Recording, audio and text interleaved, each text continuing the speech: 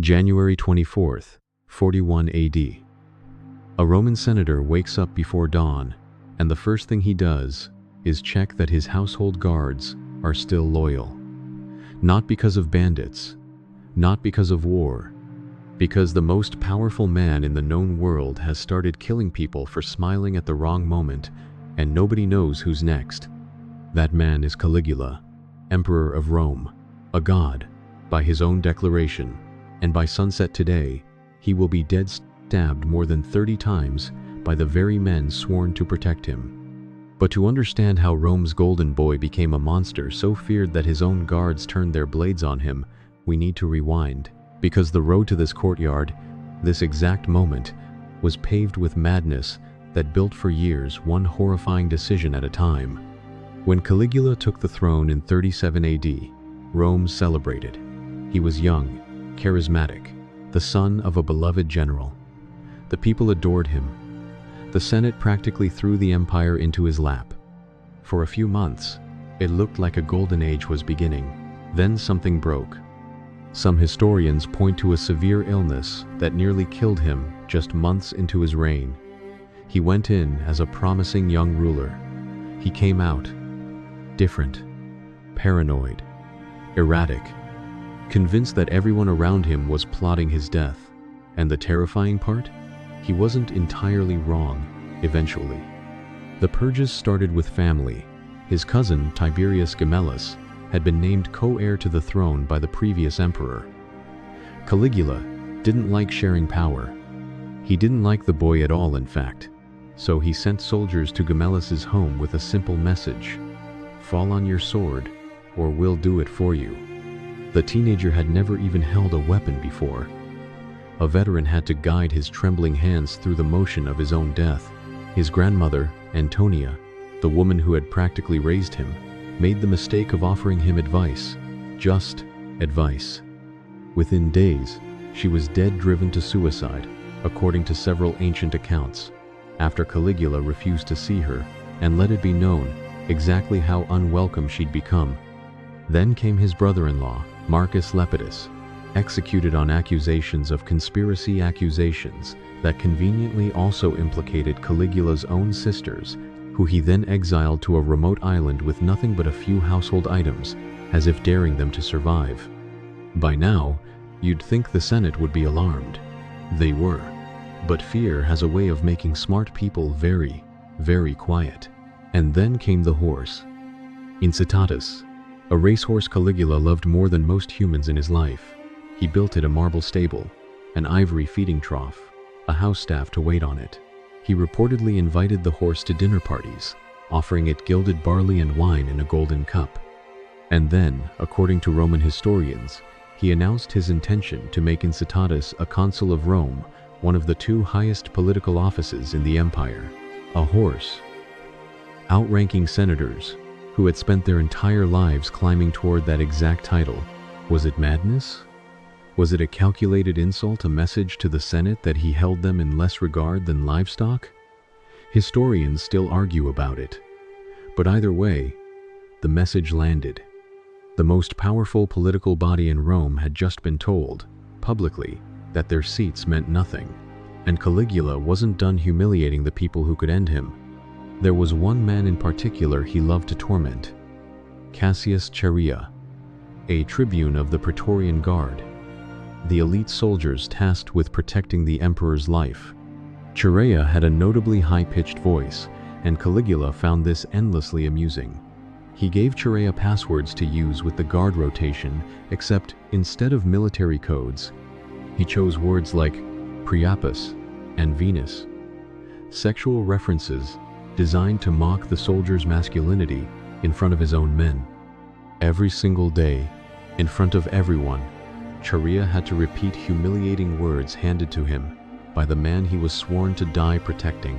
You can only push a man holding a sword so far before he starts thinking about what that sword is actually for.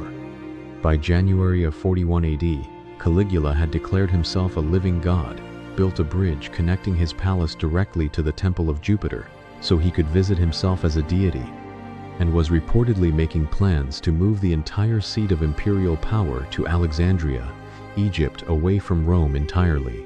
For a Senate already humiliated, already grieving murdered family members, already mocked in front of their peers, this might have been the final straw. If Caligula left Rome, his unraveling tyranny might simply follow him for another decade. Something had to happen here, now, while he was still close enough to reach. The conspiracy formed quietly. Chaerea recruited fellow officers. Senators who'd lost relatives to Caligula's purges began passing nods in hallways instead of words. Nobody trusted paper. Nobody trusted servants. Everything moved through glances and silence. The plan was set for the Palatine Games, a multi-day festival of theater and athletic performances that Caligula attended personally every year. Crowded, chaotic, full of armed guards, moving in and out, exactly the kind of environment where one more man with a blade wouldn't draw a second look. 48 hours before his death, Caligula was reportedly in unusually high spirits. He'd enjoyed the morning's performances, mingled with the crowd, even paused to watch a group of boys performing a dance from distant Asia Minor. Some ancient sources claim there were omens that day, a sacrifice that went wrong, blood splattering somewhere it shouldn't have. Caligula apparently brushed it off and kept enjoying the show. 24 hours before his death, he was already making plans for the following day's performances, unaware that the men standing closest to him, his own guard, were counting down the hours alongside him, just with a very different outcome in mind.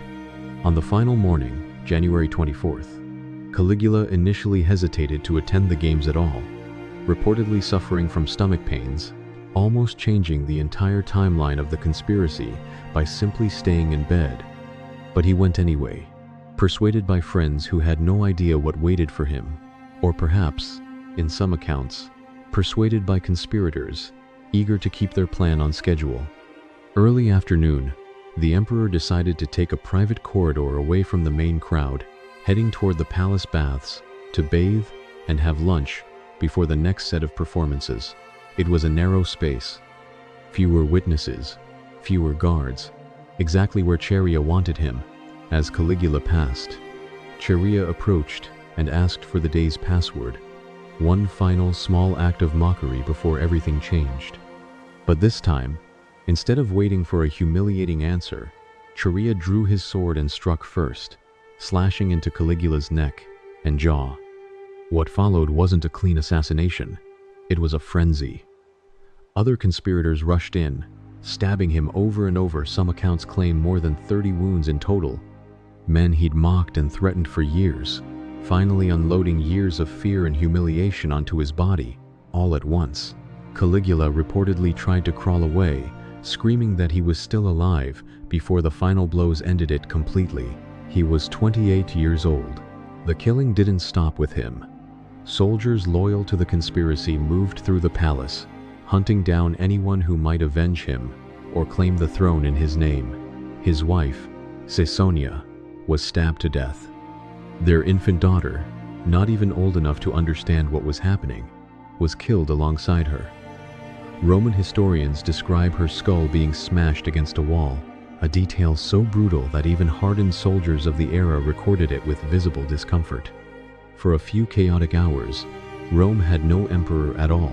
The Senate, terrified but hopeful, began debating whether to restore the Republic entirely, to end one-man rule forever, and return power to themselves. It might have worked. It might have changed the next 400 years of Roman history.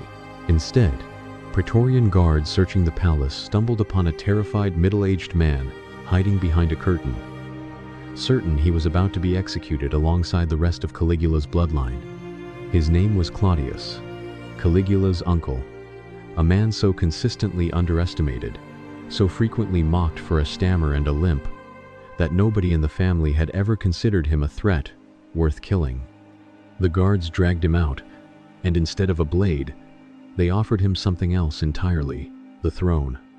The horse that almost outranked the Senate, the mother well, the grandmother driven to her death, the cousin forced onto his own sword, the brother-in-law executed on a lie.